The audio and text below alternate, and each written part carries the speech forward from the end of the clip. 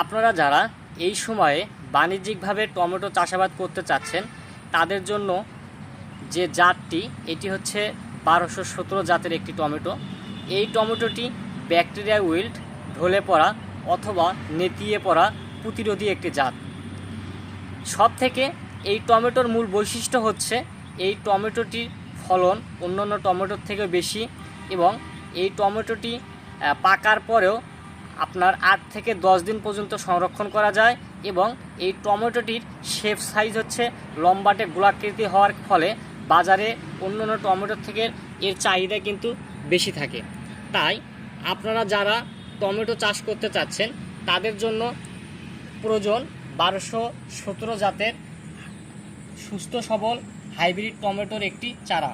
আপনারা চাইলে আমাদের দেওয়া স্ক্রিনের নাম্বারে যোগাযোগ করে এই টমেটোর চারাগুলো সরবরাহ করতে পারেন।